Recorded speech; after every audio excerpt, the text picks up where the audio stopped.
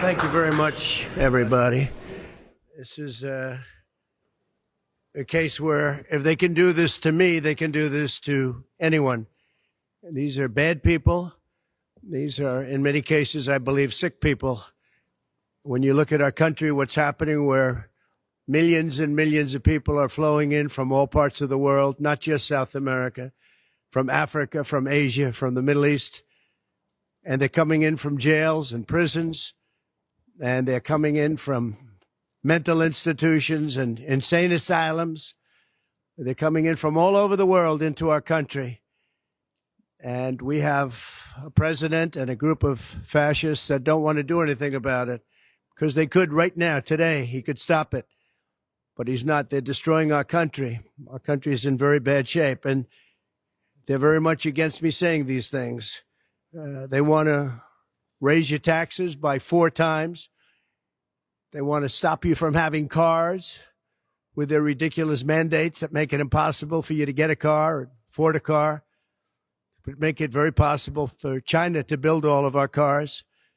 It's a very serious problem that we have. We just went through one of many experiences where we had a conflicted judge, highly conflicted. There's never been a more conflicted judge. Now, I'm under a gag order, which nobody's ever been under. No presidential candidate's ever been under a gag order before. I'm under a gag order, nasty gag order, where I've had to pay thousands of dollars in penalties and fines and was threatened with jail. Think of it. I'm the leading candidate. I'm leading Biden by a lot, and I'm leading the Republicans to the point where that's over. So I'm the leading person for president, and I'm under a gag order by a man that can't put 2 sentences together, given by a court. And they are in total conjunction with the White House and the DOJ, just so you understand. This is all done by Biden and his people. Maybe his people more importantly. I don't know if Biden knows too much about it, because I don't know if he knows about anything. But he's nevertheless the president, so we have to use his name. And this is done by Washington, and nobody's ever seen anything like it. So we have a judge who's highly conflicted. You know what the confliction is. Nobody wants to write about it, and I'm not allowed to talk about it. If I do, he said, I get put in jail.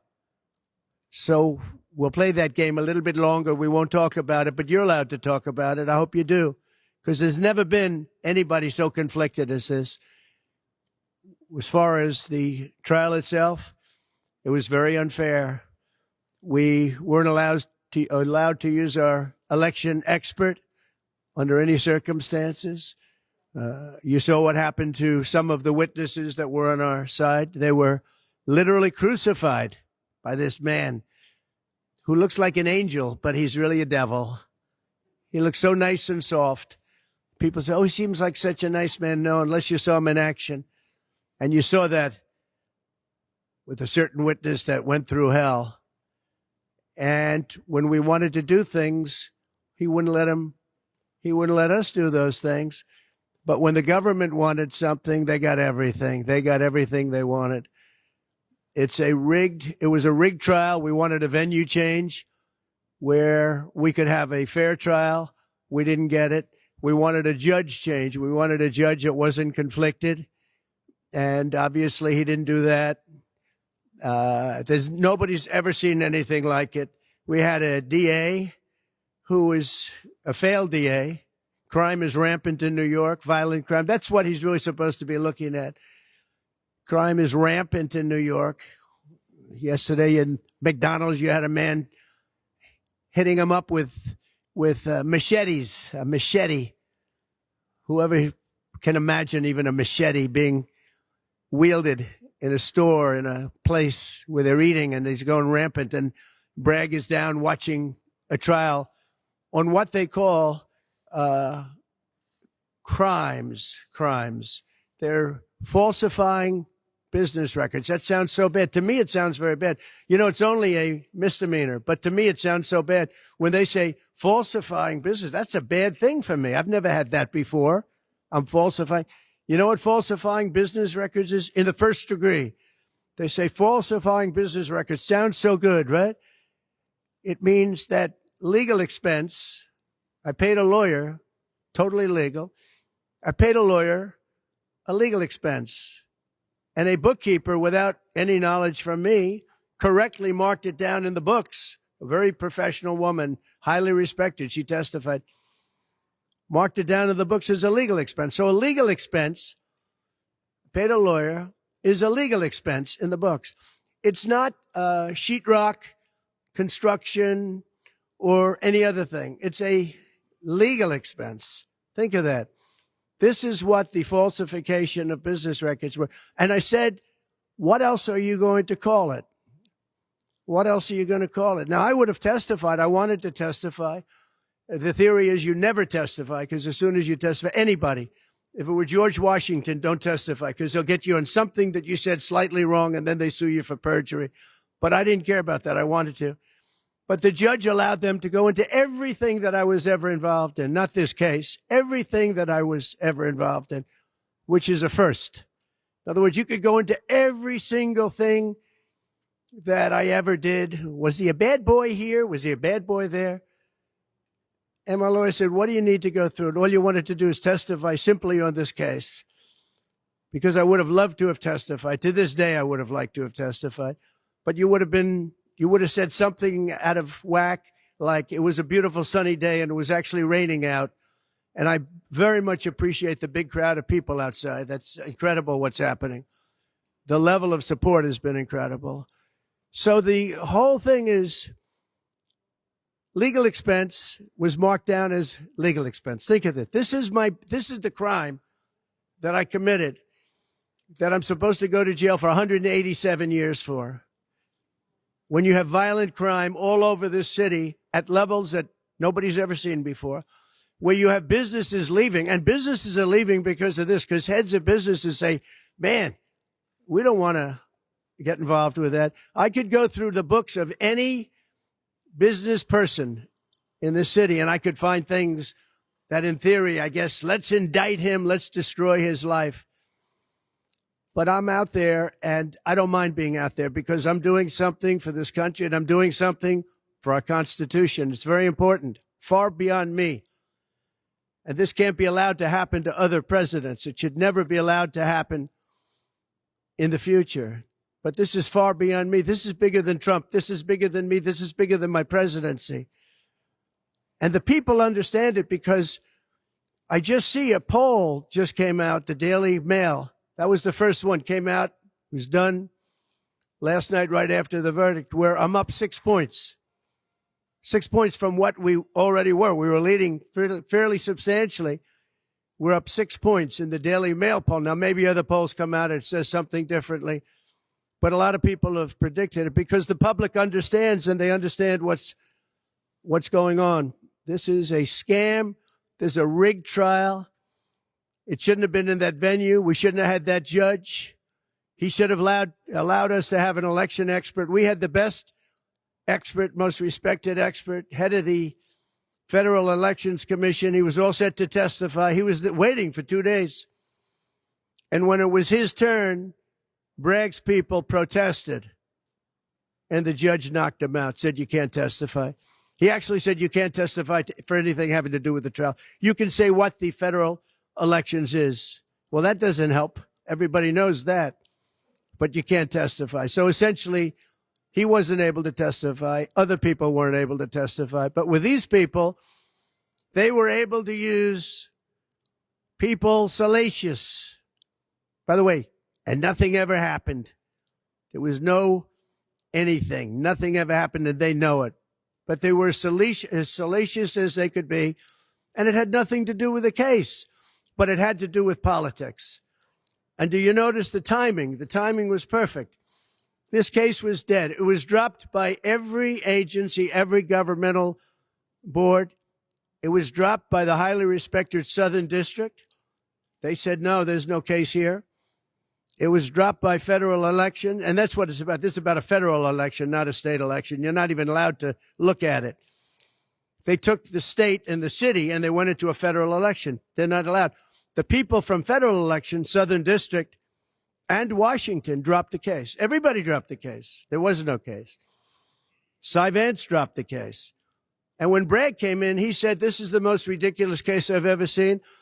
And who would have a certain person, again, gag order, who would have a certain person like this ever testify? He said, this is essentially one of the worst people I've ever seen ever to testify. He said, the craziest case I've ever seen. This is Bragg. Then when I announced I was running for president, long time later, they decided to revive this case. And they got a judge, Judge Marchand, who was responsible for another case that was also brought. It destroyed the life of a very good man, by the way. Destroyed the life of a very good man who went to prison once, and then they just put him in prison again because they said he lied. He didn't lie. I looked at the statements he made. In fact, he didn't remember something, and they put him in jail. Again, they've destroyed him. With me for many years, he was an honorable person. He was an honest man. And if you look at what he did, supposedly, it never happened. There's never been anything like this.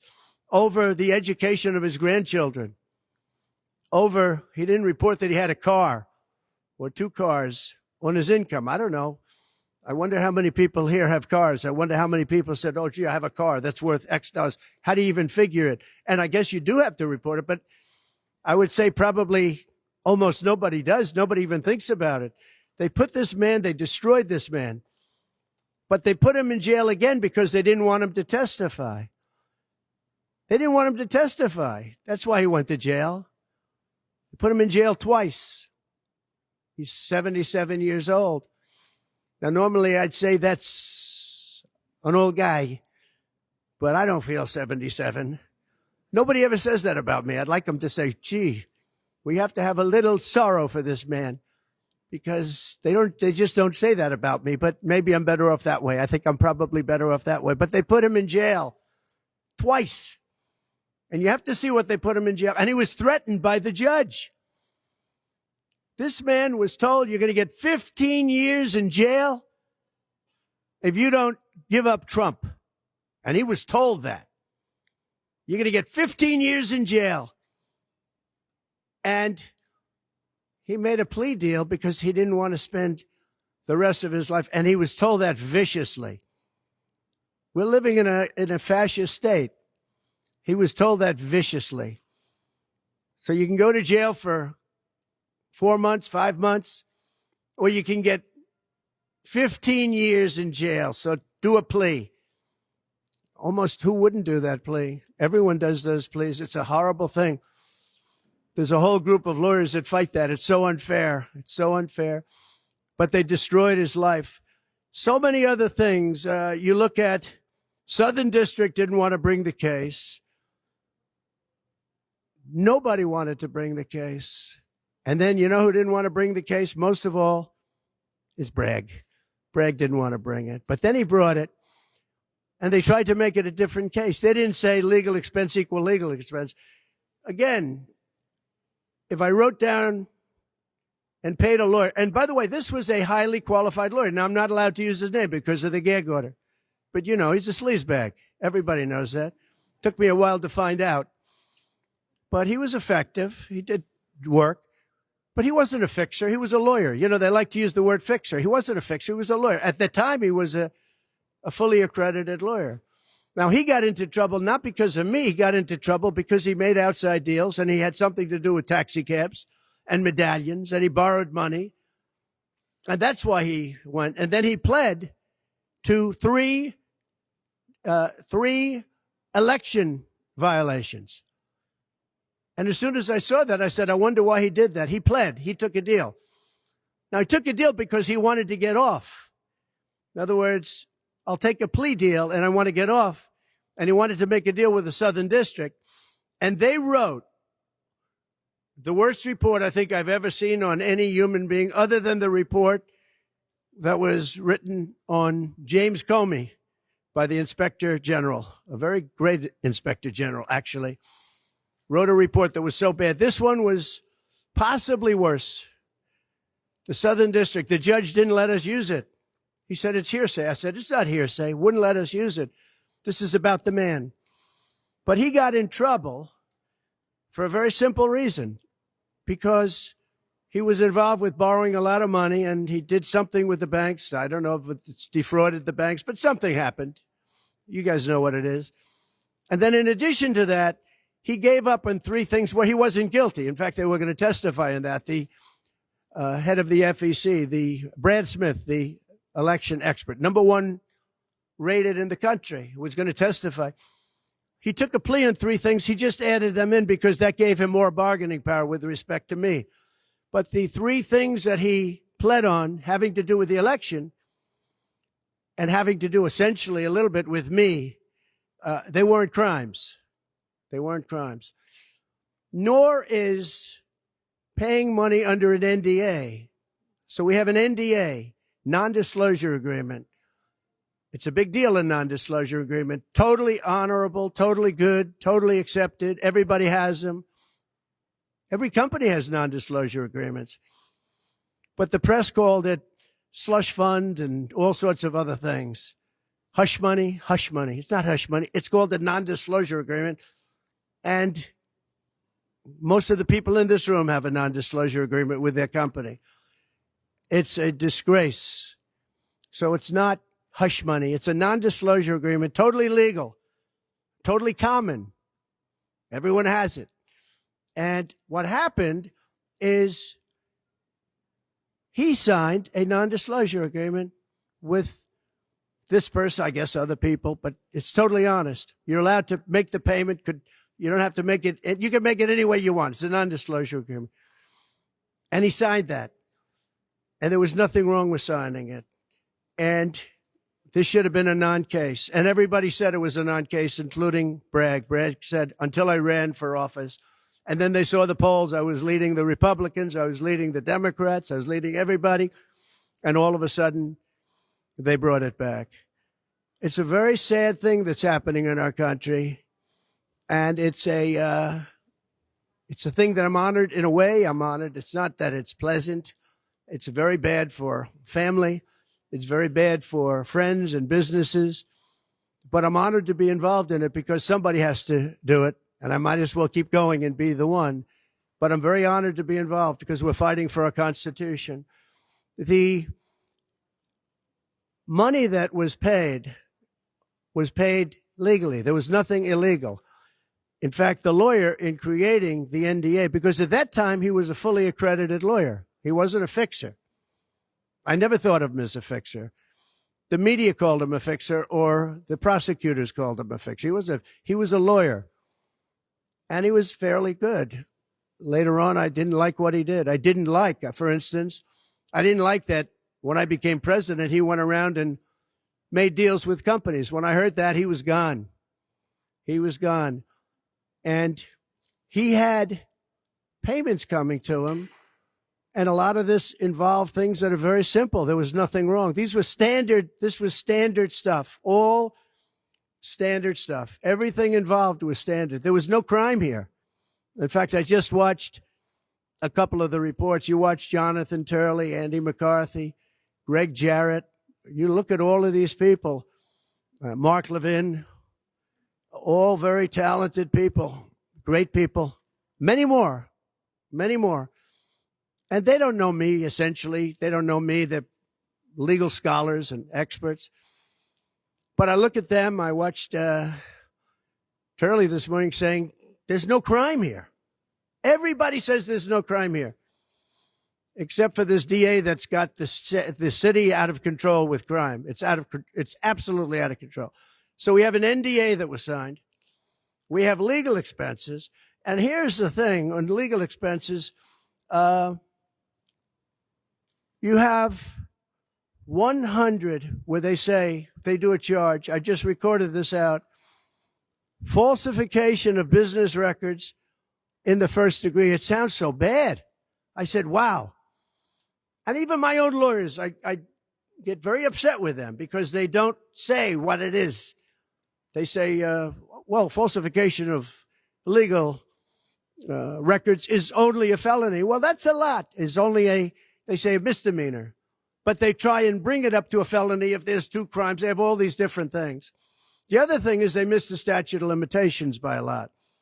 because this was very old. They could have brought this 7 years ago instead of bringing it right in the middle of the election. So they missed the statute of limitations. They did everything. Now, let me give you the good news. The good news is last night, we just got a report this morning, in the history of politics, I believe, maybe I'm wrong, somebody will find that I'm wrong, maybe, but I don't think so. They raised with small money donors, meaning like $21, $42, $53, $38, a record $39 million in about a 10-hour period. No, think of that. I like those people.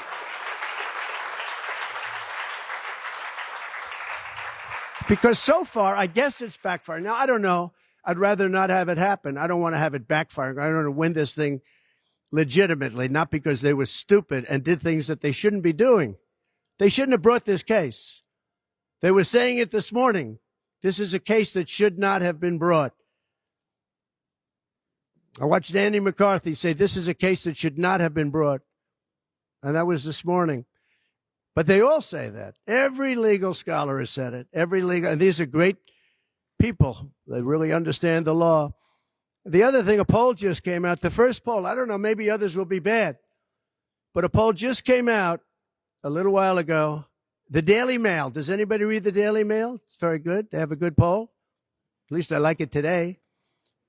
And the Daily Mail just came out with a poll, and it has Trump up 6 points in the last 12 hours. 6 points. 6 points since this happened. Who thought this could happen?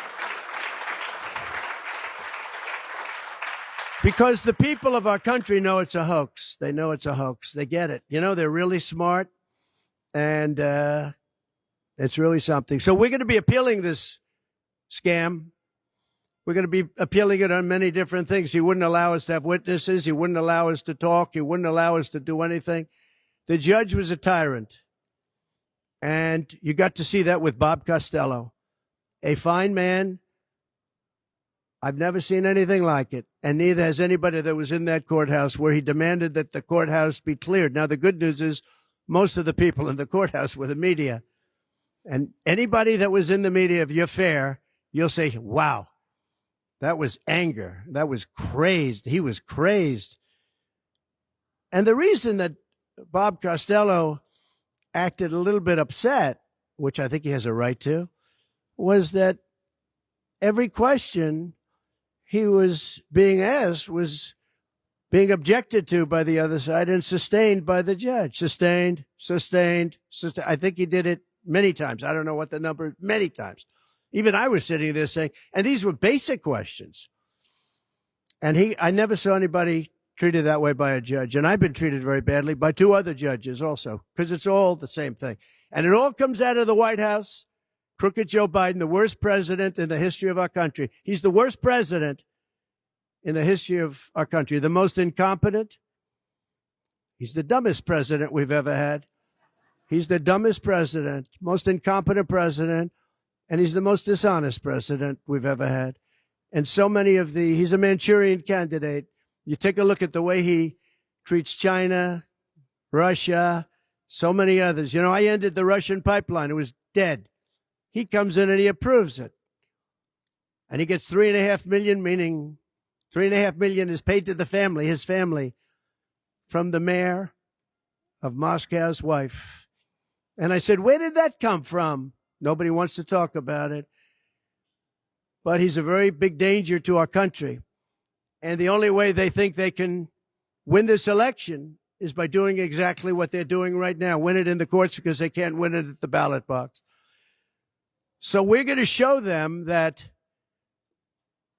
we're going to fight. It's actually, I don't know, it's something where I'm wired in such a way that a lot of people would have gone away a long time ago. They would have gone away after impeachment hoax number 1. That was a total hoax. I had great support from the Republican Party, though. Then you had impeachment hoax number 2.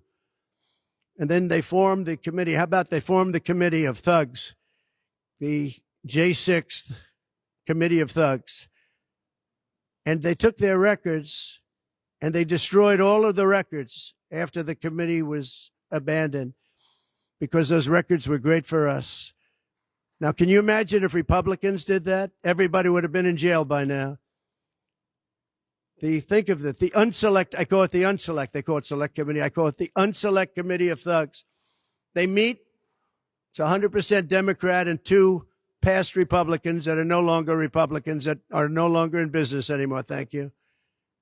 But it was all Democrats and 2 wayward Republicans. Liz Cheney and crying Adam Kinzinger. He cries every time he goes on television. He's the most emotional human being I think I've ever seen. And that was our representatives. These 2 people were our rep. So they had all this stuff that they're leaking.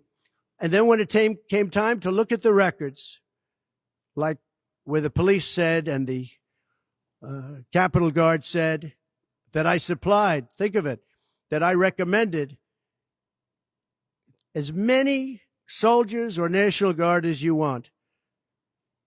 10,000. If you had 500, you wouldn't have had a problem. There wouldn't have been a J6. But Nancy Pelosi and the group didn't want it. Anyway, so they have testimony to all of that, that I did not attack the Secret Service agent in the front of a car. You know, these are strong people. And I supposedly went to the driver and I grabbed him around the neck.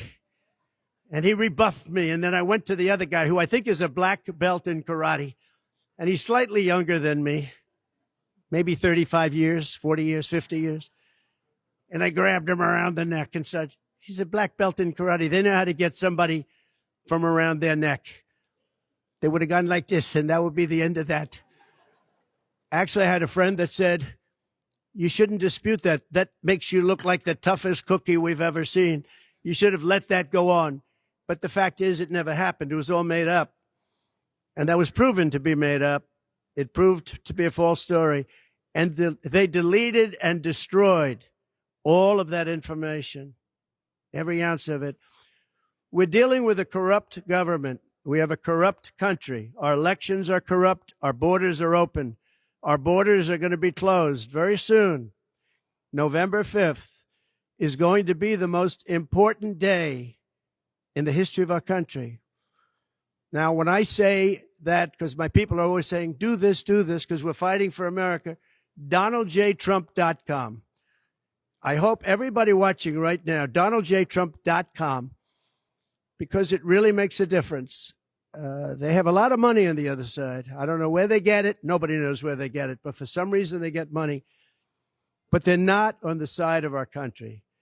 In many ways, I think they hate our country. Who on earth can want open borders where people are allowed to pour in from countries unknown, from places unknown, from languages that we haven't even heard of? We have people sitting in schools with languages where very few people have ever even heard of these languages. It's not like Spanish or French or Russian. Languages unknown. We have people coming from corners of the globe, and many of them are not good people. Many terrorists, record levels of terrorism, record levels of terrorists have come into our country. Record. They've never seen anything like it. You know, there was a report that in 2019, I don't believe this, by the way, the media gave it, and it was good for me, believe it or not. They said in 2019, there were no terrorists recorded that came into our country. I don't believe that. I don't think that's possible. But 2019 was a Trump year. I don't believe that that could be possible. But they said no terrorists came into our country. So let's say it was close. Let's say it was close. But now record levels of terrorists, record levels, the highest level we've ever seen of terrorists are pouring into our country. You have China with just in the last few months, 29,000 people came in, and I looked at them on a line, and they look like perfect soldiers. They're almost all male, from 19 to 25. It looks like a recruiting exercise. They have beautiful tents. They have propane stoves. They have cell phones, the best you can buy. I said, what's going on? It looks like they're building an army right in our country. Now, I don't think that would happen, right? We're losing our country. And I really think that this is an event, what took place yesterday with this judge. Look, we have conflicted, but he's a crooked judge, and you'll understand that. And I say that knowing that it's very dangerous for me to say that, and I don't mind, because I'm willing to do whatever I have to do to save our country and to save our Constitution. I don't mind. So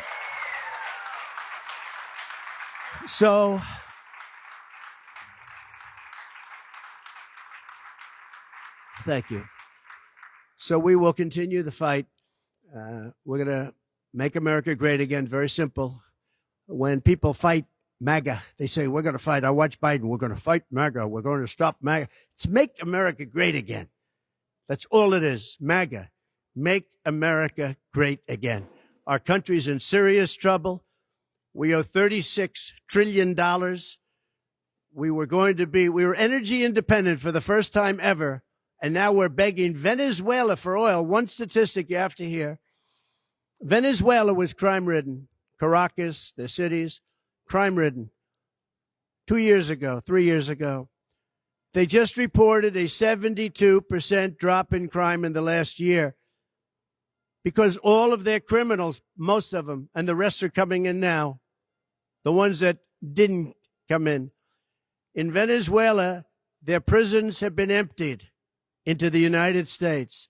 Their criminals and drug dealers have been taken out of the cities and brought into the United States. And that's true with many other countries. The Congo has just released a lot of people from jail. Congo, Africa, just released a lot of people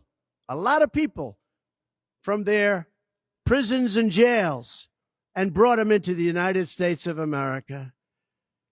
This is what's happening to our country. And it's not sustainable by anyone.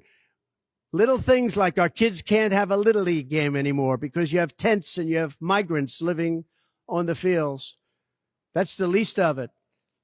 People are taking over our luxury hotels, migrants, and yet our veterans, our great veterans, are living on the streets like dogs. They're living on the streets.